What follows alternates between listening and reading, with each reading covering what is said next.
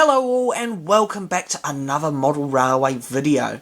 Now today I'm going to be looking at a locomotive in N-gauge. It's going to be a Japanese steam engine by Kato.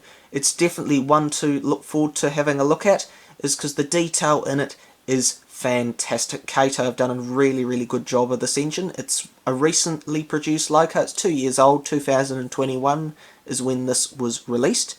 So it's pretty up to date in terms of the technology of it. So, I'll show you the locomotive.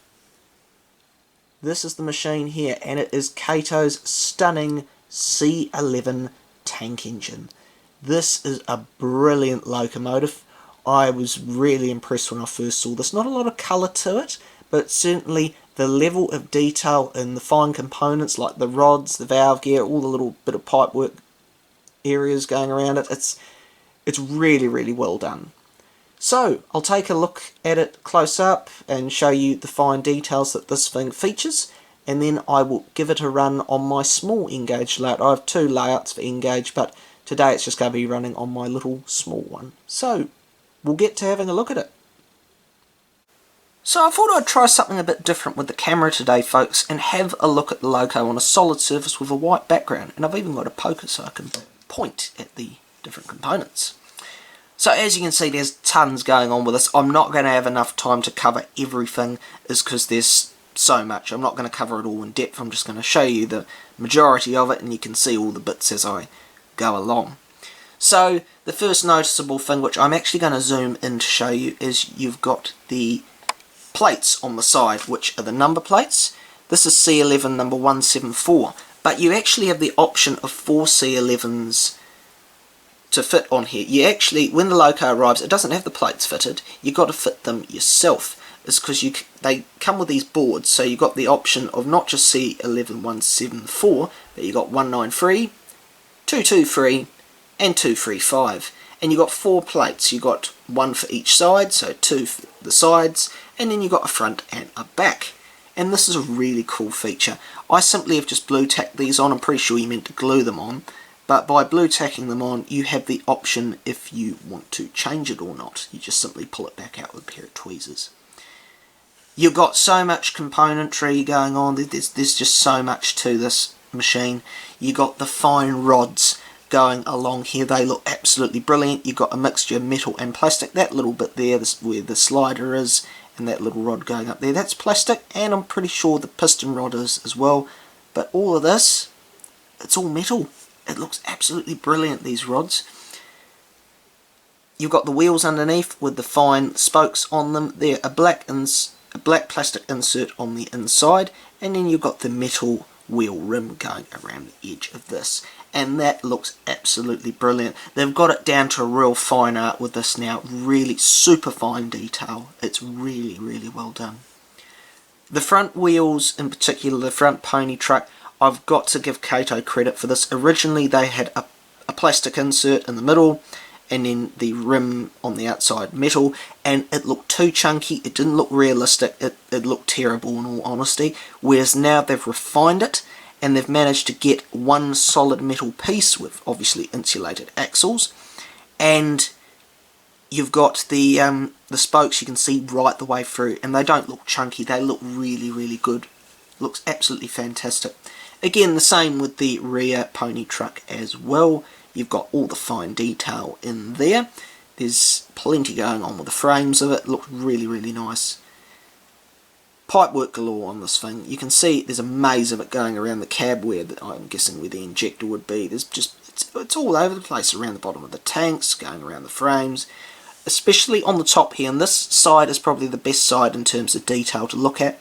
You've got this very fine pipework up here, which is also painted. You've got this brass paint on there. Now, believe it or not, that bit there is not one pipe. It's 4 pipes side by side, which are all painted in this brass colour.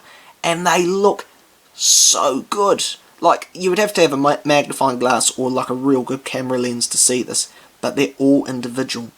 But yet they've been painted and formed so well that it's not sloppy. It's on there. It's a lot of work's gone into tooling this thing up. So much work. Again, you've got common things here like the domes, like the chimney. You've got the headlight on the front, which is super fine, by the way. Pipework galore. You've got the nice cab area and the water tank, the smoke deflectors, cylinders, and you've got the nice little clear plastic in the windows as well. And even though you can't see it very well, there is a a back head on the boiler, which is etched. It's not painted, I don't think, because I can't see well in there, but there is a little bit of cab detail in there, which is pretty impressive. We'll have a look at the back of the loco now. So the back of the engine, again, you've got one of these number plates, the number board's on there, you've got a ladder going up, the light on the back, with this little cover going over the top, looks really nice. You've got a good realistic coal load in the back, real fine. In fact, I'll lift it up so you can see it. Looks really nice and fine. It's been really well done. You've got the standard N-gauge coupling on the back as well. You've got the little foot steps where you would have someone who would be disconnecting the loco when it's running around the train. You've got those there. And yeah, other little bits and pieces as well on the back, including the little coupling lifter, the detail coupling lifter, like what I mentioned on the HO American S4 loco I looked at last time. It's got that same detail part, but this bit is fixed, it's not moving, I'm pretty sure. So, yeah, knocking it. We'll go the other side. Other side is very much the same in terms of its detail, very well done, plenty going on, plenty of pipe work. You've got slight differences, like you've got the steam pump on the side, which is a separately fitted piece, and you've also got the whistle. It looks really, really nice, and that's separately painted in that brass paint. And then we'll have a look at the front of the engine. So you've got the number board on the front, smoke box dart, nicely detailed smoke box, these little fine handrails, absolutely brilliant, that looks so good. Brilliant smoke deflectors. They really make Japanese engines, these. They make them look really grunty, and if you don't know what a smoke deflector is, it's simply, what they were used for is directing the smoke up, with the air flowing into them would simply go up and would push the smoke up, so it's not heading into your cab area around there. So yeah, you've also got the dummy coupler on the front, and other little bits of detail, like the rear as well. There's plenty going on in there. And on the top you've also got a bit of cab roof detail. You've got, there's so much going on. You've got little rivets galore. You can see your water filler caps on the tops of the tanks. The brilliant, stunning brass safety valves, which I'm pretty sure are actual brass, as I've probably said already. And yeah, just tons of pipe work. So yeah, that is Kato's stunning C11 tank engine. Looks absolutely good. I could go on and on about this thing all day, but I'm just going to cut it there and now move on to the running section of the video. So, I'm now going to put the engine on my small N-gauge layout. I'll run it around just on its own, and then I'll put some wagons in behind, and you can see this magnificent machine in action. Oh, final part I wanted to talk about is this light. When you see this on the layout, as you'll soon see, it is so bright. For a little tiny fitted light, I'm pretty sure the bulb would be in the frame, it would just be reflecting through plastic in there, but it's so well done, as you'll soon see. So, we'll move it down to the track and get it running for you. Let's get to it. So there we go, the engine is down on the track. Now this little layout I built a few years ago. The idea was to use a basic Bachmann Easy Track circuit to form a layout. It was pretty much just tack it onto a board and then do the detail surrounding it. And it worked out quite well. Unfortunately, it is an American style railway, so it doesn't really suit a Japanese steam engine, but it'll do for its running. I don't have a Japanese layout for these engines to run along yet, but that'll be a future job to build one for them. So yeah, I'll run the loco light on its own, and then I will couple up some freight cars to it and give it a good run. This machine, when you see it running, you'll see what I mean in terms of even the detail when it is operating. It just looks stunning, and you'll see the bright headlight as well. Another great feature. So, we'll get the thing running.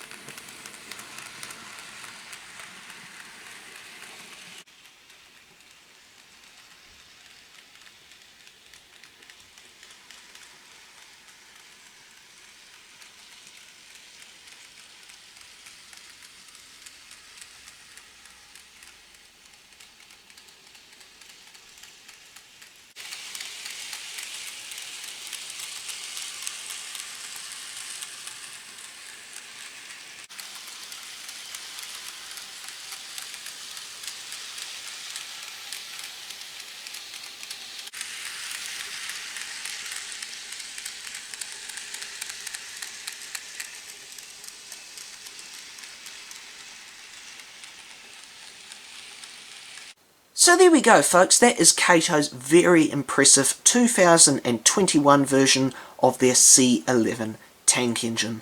This model is so impressive. So much detail has gone into this little machine. The work would have just taken ages to tool this thing up, but Kato have done a really, really good job of it. I seriously recommend, if you've got a magnifying glass, have a look at this thing up close, because I can't really do it justice in this video. There's just so much to look at. So good. Anyway, I hope you've enjoyed my first in-depth look at an N-Gage locomotive, and if you want to see any other N-Gage engines in videos, please let me know and I will see what I can do. For now though, hope you've enjoyed it.